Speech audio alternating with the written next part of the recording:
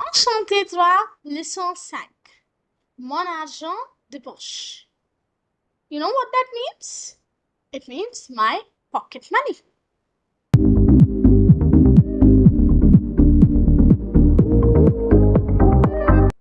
So, here we have a dialogue. Monsieur Lavigne, le grand-père de Paul, lit le journal. So, Mr. Lavigne, who's the grandfather of Paul, is reading a newspaper. Il voit Paul qui sort et il appelle Paul. उन्होंने देखा कि Paul कहीं जा रहा है तो उन्होंने उसे बुलाया. Bonjour Paul, où vas-tu? Hi Paul, where are you going? Bonjour, je vais au travail. Good morning, I'm going to work. Mr. Lavigne is confused. Mais pourquoi travailles-tu? You're just a kid, why are you working? Tu dois faire attention à tes études. So like typical grandparents, he's concerned. You need to pay attention to your studies. What does Paul say? De nos jours, les adolescents comme moi font de petits travaux pour gagner leur argent de poche et je vais assister à mon cours ce soir. Ne vous inquiétez pas. तो वो कहता है हमारे दिनों में दादाजी जो adolescents हैं मेरे जैसे they do small tasks or small works for earning their pocket money. And don't worry, I'll attend my class in the evening, okay? C'est bon pour toi, mais tu peux demander de l'argent de poche à tes parents aussi. तो दादाजी कहते हैं हाँ ठीक है मतलब ये तो सही है बट अपने पेरेंट्स से भी लो pocket money. Oui papi, vous avez raison, mais je veux devenir indépendant et confiant comme vous et papa. तो वो इतनी अच्छी बात बोलता है वो कहता है पापी. पापी मीन्स ग्रैंडपा. लाइक प्यार से जैसे हम लोग दादा बाबा ऐसे बोलते हैं वो लोग पापी बोलते. So oui papi, vous avez raison, you are right, but I want to become independent and confident just like you and papa. So that's why I want to earn my pocket money. Okay? Oh, mon chéri, je suis très heureux de le savoir. Et quel travail fais-tu? So, grandfather's happy. He says, I'm very happy to know this, but what kind of works do you do? Je fais de petits boulots. Je lave les voitures des voisins, je garde les enfants et quelquefois je fais le ménage aussi. तो वो कहता है कि मैं छोटे मोटे काम करता हूँ. I wash neighbors car, I look after their children and sometimes थोड़े बहुत घर के काम. Très bien, continuez, mon petit-fils. So Dadaji is happy and he says, very well. Continue with it, my grandson. And grandson says, au revoir, puppy. Goodbye, grandpa. So you see this very small yet meaningful conversation between a grandpa and his grandchild tells us about the importance of kids earning their own pocket money with their hard work. Because this way they learn to respect money more. It was very easy for him to just go and ask his parents to give him pocket money. But instead he chose the other way around. Okay? So, a good thought, right? Maintenant, on va voir, right now, we're going to see la grammaire de cette leçon. So, we're now going to see the grammar in this lesson. So, to begin with, let's take a note of these questions that we saw in the conversation. Où vas-tu? Mais pourquoi travailles-tu? Et quel travail fais-tu? So, all these are questions that are asked to know specific information. सो अभी तक जो हमने question formation सीखी थी वो questions थे जिनका reply yes या नो में दिया जाता है. अब हम उन क्वेश्चंस को बनाना सीखेंगे फ्रेंच में जिनमें हमें जो स्पेसिफिक रिस्पॉन्स चाहिए हमें वो मिले. And how to frame such questions? For this we need to know the question words in French which are further subdivided into two categories. So जैसे हमारे यहाँ WH फैमिली के वर्ड्स होते हैं इंग्लिश में which, where, when, what. इसी तरह French में भी कुछ क्वेश्चन वर्ड्स हैं जो दो कैटेगरीज में डिवाइडेड है. पहले इंटेरोगेटिव एडवर्ब्स एंड दूसरे interrogative adjectives. Les adverbes interrogatifs et les adjectifs interrogatifs. सो इस वीडियो में हम दोनों ही सीखेंगे. ठीक है, स्टार्ट करते हैं एडवर्ब्स के साथ. Les adverb interrogative. So the interrogative adverbs are used to ask specific or detailed information than a mere yes or no response. मतलब मुझे सिर्फ हाँ ना में जवाब नहीं चाहिए, मुझे थोड़ी ज्यादा डिटेल्स चाहिए, तो उसके लिए मैं interrogative adverbs का यूज करती हूँ. Okay, and these adverbs are used to ask some new information. There are these different kinds of adverbs depending on what we want to know. हम क्या जानना चाहते हैं. Okay. Next, let's have a quick glance of these adverbs. So, où is where, quand, when, à quelle heure, at what time, comment, how, pourquoi, why, qui, who, que or qu'est-ce que, what, and combien de, how much or how many. तो क्या ma'am बस इतना ही कराओगे आप? बस ये table दे दी और इन्हें हम याद कर ले? नहीं बेटा, आगे आओ, इन सबको डिटेल में सिखाऊंगी कि कैसे इनको यूज करके क्वेश्चंस बनाने हैं. तो चलिए आगे बढ़ते हैं. सो पहली चीज हम देखेंगे कि इंटेरोगेटिव एडवर्ब्स यूज कैसे होते हैं. So we can frame questions using interrogative adverbs in either addition और इन्वर्जन पैटर्न. इसका मतलब क्या है कि या तो हम एडिशन मेथड एस्का मेथड यूज करके इंटेरोगेटिव एडवर्ब यूज करें और क्वेश्चन बनाएं, या फिर इन्वर्जन के सहारे. ठीक है. अब इसमें आप पूछोगे कि फिर इंटोनेशन की क्या गलती है, वो तो सबसे आसान है, उसमें क्यों नहीं बनता क्वेश्चन? उसमें इसलिए नहीं बच्चों बनता क्वेश्चन क्योंकि एक इंटेरोगेटिव एडवर्ब के आगे हमेशा एक वर्ब होनी चाहिए. क्वेश्चन का यूज क्यों नहीं होता और बाकी दो ही क्यों यूज होते हैं, एक एग्जांपल से सीखते. लेट्स से मेरा सेंटेंस था इल habita Delhi, he lives in Delhi. इसका क्वेश्चन क्या बनेगा, where does he live, right?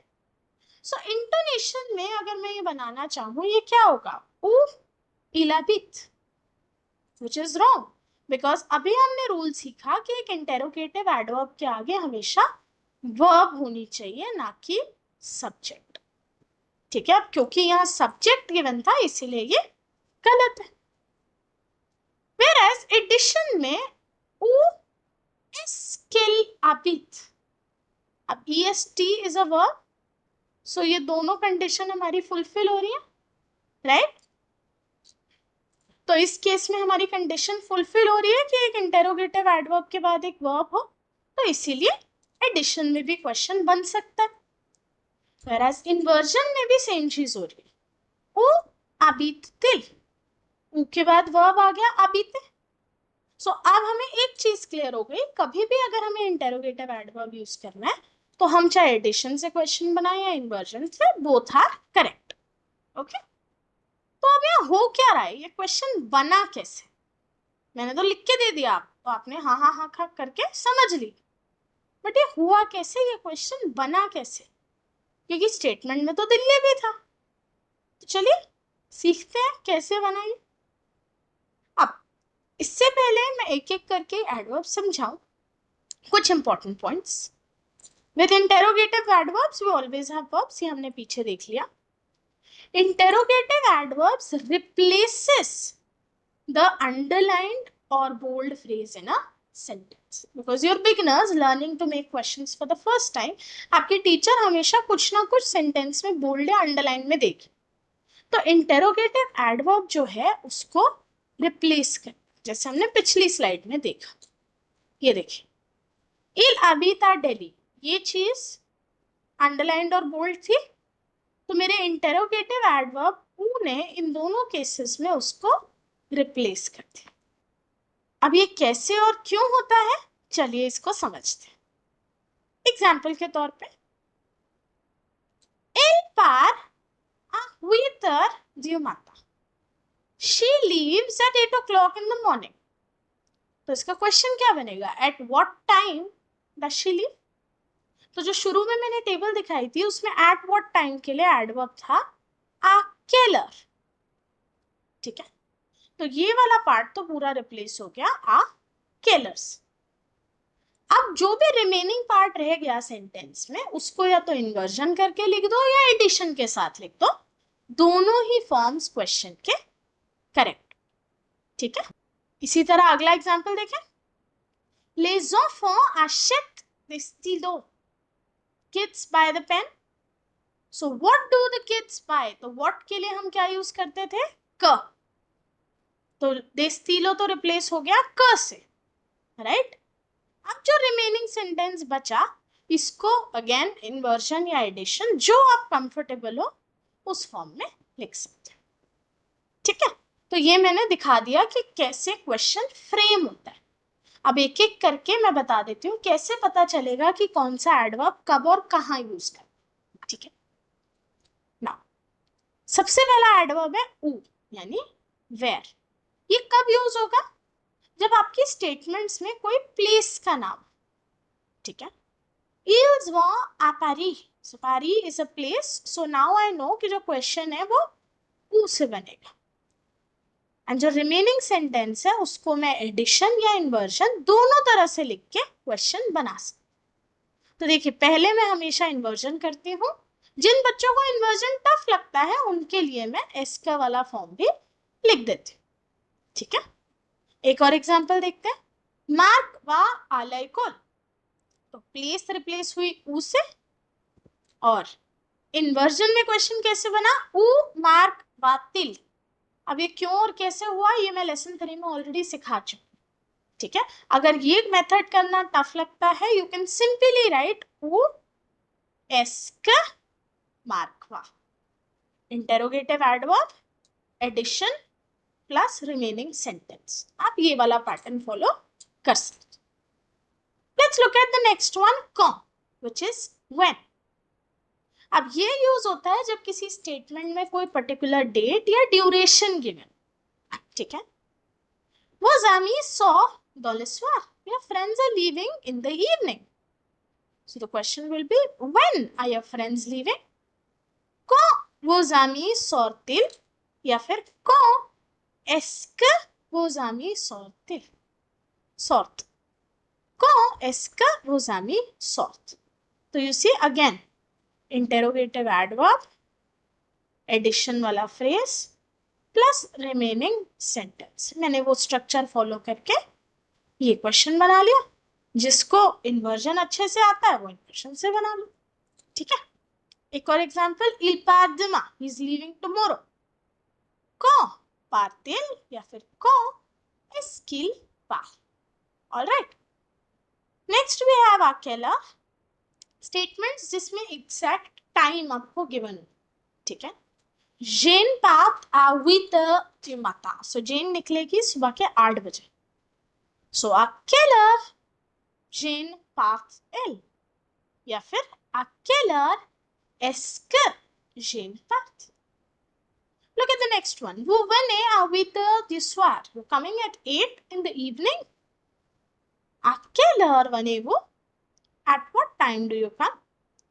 Ou à quelle heure est-ce que vous venez? Okay? Como means how. तो ये यूज होता है जब आप कोई मैनर स्पेसिफाई कर रहे हो कि कोई इंसान कैसा है या किसी ने कोई एक्टिविटी किस तरह से परफॉर्म की। ठीक है, state of being, manner of performing an act. Manuel danse bien. Manuel dances well. So this is the manner, right? So we use como. Como Manuel danse-t-il? Ou comment est-ce que Manuel danse? Elles vont venir en train. They are going to come by train. So what is the mode of transport? What is the manner they're traveling by? So they're traveling by train. So comment vont-elles venir? Or comment est-ce qu'elles vont venir? Easy, right? Let's move on to pourquoi. Statements mentioning reasons. वो statements जहाँ reason given हो किसी चीज के होने या ना होने के। ठीक है, so as a hint there will always be this word parce que which means because. तो जब भी आप reason दोगे बताओगे ना that I'm not doing this because, I'm doing this because, right? So il saw parsikil or an exam. So they're leaving because they have an exam. So whatever is there after parsikka, you replace it with pourquoi. Pourquoi sort-il or pourquoi est-ce qu'il sort? Alright. Sarah vient parce qu'elle veut. Sarah came because she wanted to. Pourquoi Sarah vient-elle? Pourquoi est-ce que Sarah vient? We can use either way. Alright.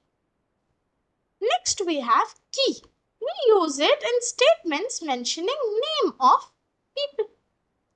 C'est mon ami. So this is my friend. Ce sont mes cousins. These are my cousins. So you'll say, ma'am ये क्या किया इस बार question क्यों नहीं बनाया? Question इसलिए नहीं बनाया बच्चों अभी तक क्योंकि अगर आपको याद हो ये चीज हमने जब फ्रेंच पढ़ना शुरू कर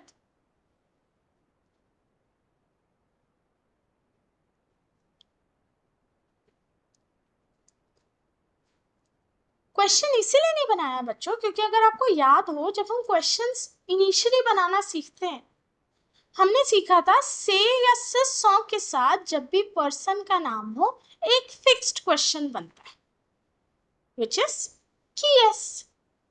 अब यहाँ पे फर्क नहीं पड़ता आंसर में से या सिस सॉन्ग है क्वेश्चन हमेशा क्या बनेगा कि यस. ऑलराइट. इसका एक दूसरा वर्जन भी है जैसे Paul A mon ami. Paul is my friend and underline कौन है Paul. So who is your friend? We'll say qui est ton ami. Right? So you see वो same rule जो मैं अभी आपको बता रही थी. In case of both say or sis song, plus person will always be qui s. Okay? Moving on to the next one, que or qu'est-ce.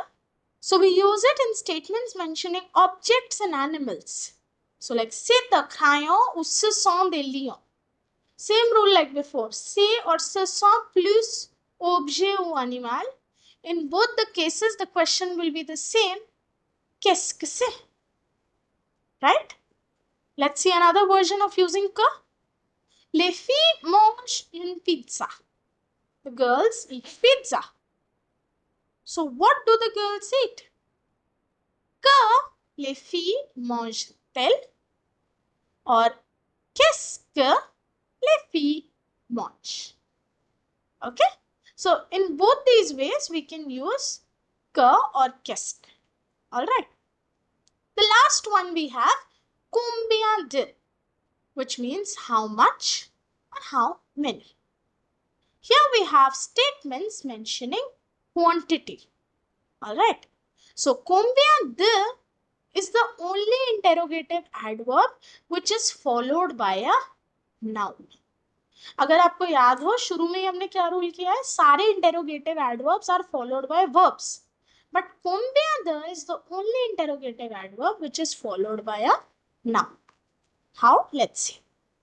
Anish et Sarah ont 20 stylos. So यहाँ पे noun क्या है मेरा stylo. But ma'am आपने तो कहा था जो अंडरलाइन या बोल्ड होता है वो रिप्लेस हो जाता है. सो combien de के केस में बच्चों वो दोनों ही रूल अप्लाई नहीं ना ही इंटेरोगेटिव एडवर्ब के साथ वर्ब आता और ना ही बोल्ड और अंडरलाइन फ्रेज पूरी तरह रिप्लेस हो. combien de के केस में let me clear it off to tell you we only replace the number with the interrogative adverb because I want to know how many pens does Anish and Sarah have, right? How many pens do Anish and Sarah have? तो उसके लिए मुझे pens जो noun है वो question में चाहिए, right? How will I right it? combien de stylos interrogative adverb plus noun. Anish et Sarah ont-ils? Or I can write combien de stylos est-ce que Anish et Sarah? Let's look at one more example. Il y a 20 élèves dans la classe. There are 20 children in the class. Combien d'élèves y a-t-il dans la classe? You see how I did the inversion here. So in case of il y a पीछे आता है and il Okay. This is how the inversion happens. So, combien d'élèves y a-t-il dans la classe? Also, combien d'élèves est-ce qu'il y a dans la classe? You can use any method. Okay?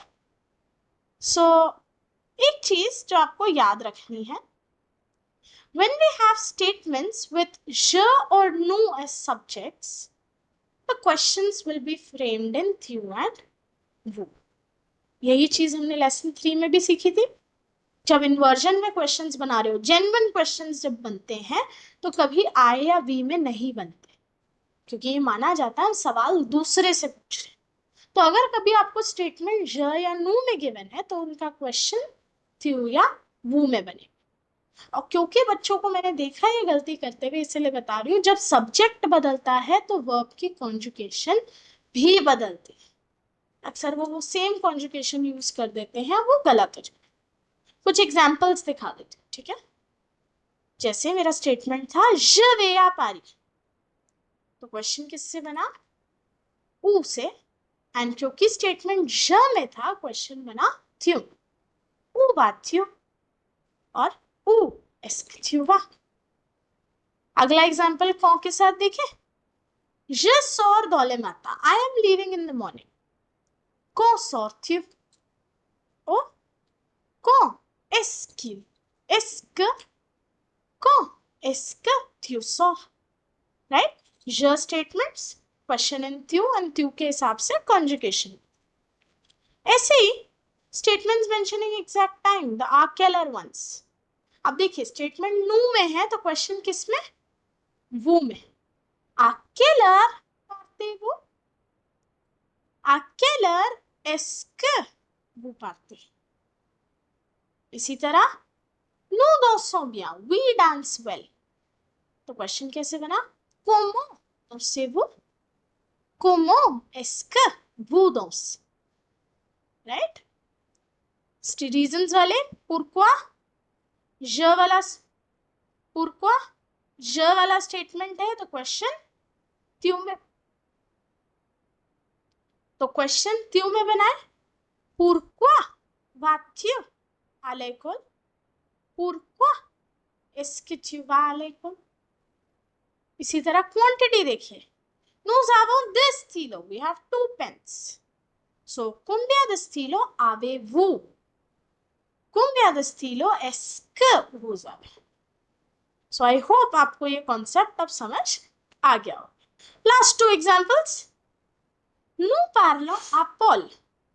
We are speaking to Paul. तो question वो में बनेगा. À qui parlez-vous? À qui est-ce que vous parlez? So you see here preposition आ शुरू में आया. So this is a unique way you have to remember. And last, je veux manger une pizza. तो question बनेगा त्यू में. que veux-tu manger? Qu'est-ce que tu veux manger? All right. Moving ahead, let's look at them all together. The interrogative adverbs. So आप अगर note करो, शुरू में मैंने आपको ये 2 कॉलम ऑलरेडी दिखा दिए थे. अब इनमें मैंने एक कॉलम जोड़ दिया when to use वाला, ताकि एग्जाम करते वक्त आपको प्रॉब्लम ना हो. आपको बस कैटेगरी आइडेंटिफाई करनी है कि अच्छा क्वांटिटी है तो मुझे कौन ज्यादा यूज करना, प्लेस है तो मुझे वो यूज करना. सो इससे आपका ये काम आसान जाएगा. तो चलिए एक एक्सरसाइज ट्राई करें. सो अब क्योंकि ये टॉपिक इतना इंटरेस्टिंग है तो मैंने सोचा एक्सरसाइज भी थोड़ी लंबी बनाऊं. इस स्लाइड पे आपको दिख रहे हैं 6 सेंटेंस. मेरे साथ पढ़िए. अगली स्लाइड पे आपके आगे आ रहे हैं और 6 सेंटेंस. तो टोटल 12 सेंटेंसेस हैं आपकी इस एक्सरसाइज के अंदर. ठीक है. आई नो थोड़ा वक्त लगेगा करने में, समझने में. तो या तो अभी स्क्रीनशॉट्स लेके बाद में अटेम्प्ट कर लो, या अगर शिद्दत से पढ़ने बैठे ही हो तो स्लाइड बाय स्लाइड करके अटेम्प्ट कर ही लो ना, ताकि एक ही बार में मेरे आंसर्स के साथ अपने आंसर्स टैली कर पाओ. तो ये रही सोल्यूशन शीट. अब इसमें मैंने दोनों फॉर्म्स में आपको क्वेश्चन बना के दिया है. एडिशन में भी, इन्वर्जन में भी, एग्जाम में आपको एक ही करना होगा, ठीक है। तो आपको जो ज्यादा कंफर्टेबल लगे आप वो मेथड यूज करिएगा। चलिए अब हम आगे बढ़ते हैं with less adjective interrogative.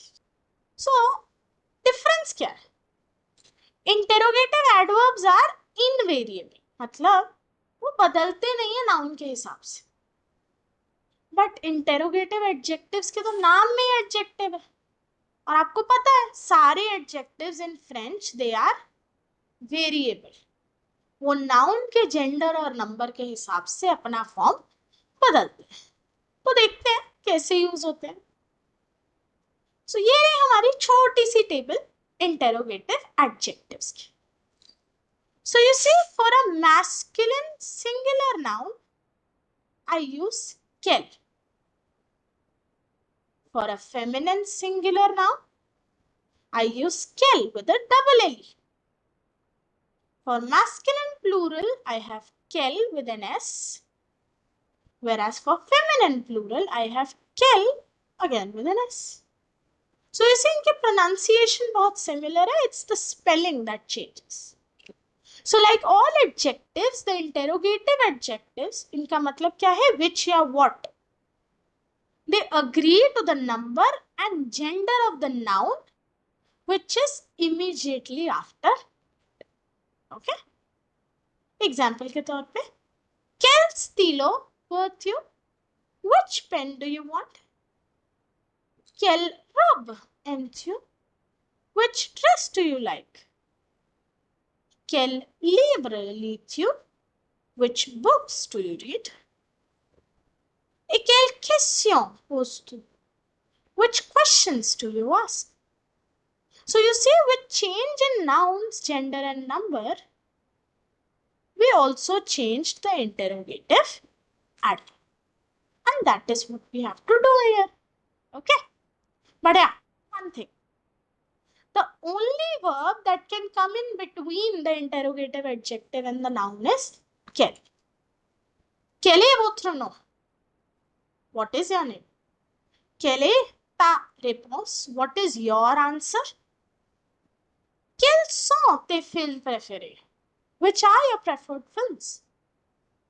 Quelles sont tes activités préférées? Which are your preferred activities? So you see, यहाँ पे मैंने verb के हिसाब से quel नहीं लगाया, उस verb के बाद आने वाले noun के हिसाब से quel लगाया. So as a hint कह लो या as a tip कह लो, you can remember with est verb you can only use the singular forms quel quel, whereas sont अगर हो blank के बाद you can use quel with s1 form, यानी the plural forms. Okay?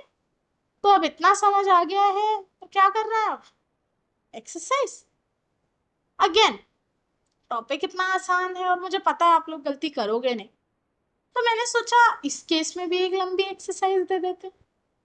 तो पहली slide पे आपको दिख रहे होंगे 8 ब्लैंक्स, और ऐसे ही अगली स्लाइड पे है 7 और. तो टोटल 15 सेंटेंसेस हैं. तो अब आपकी मर्जी है. ये टॉपिक वैसे आसान है, अभी करो तो करके खत्म करो, बट अगर नहीं करना है तो दोनों स्लाइड्स के स्क्रीनशॉट ले लो. पहली स्लाइड फिर से दिखा देती हूँ, ये रही, ले लिया स्क्रीनशॉट. चलिए, और ये रही दूसरी स्लाइड, स्क्रीनशॉट ले लो या पॉज करके एटलीस्ट अटेम्प्ट ही कर लो. ठीक है, और जब हो जाए तो इन सॉल्यूशंस के साथ मैच भी कर लेना. ये पहली स्लाइड के आंसर्स और ये दूसरे के आंसर्स. जहां पर भी लगे आपको आपके आंसर्स मैच नहीं हो रहे, हो सकता है वो नाउन एक्सेप्शन हो या आपसे आइडेंटिफिकेशन में गलती हुई, क्योंकि मैंने पूरी कोशिश की है कि मैं गलती यहाँ ना. ठीक है, आई होप आपको ये टॉपिक अच्छे से समझ आ गए होंगे. इसी के साथ हमारा लेसन हुआ समाप्त. I will meet you now in the next term, क्योंकि हमारे 5 लेसन्स विद लेसन 0 और चैप्टर 3 के हो चुके हैं आज complete. Bonne chance for tous les examens. All the best for all your exams. I'll see you in the next term. Au revoir.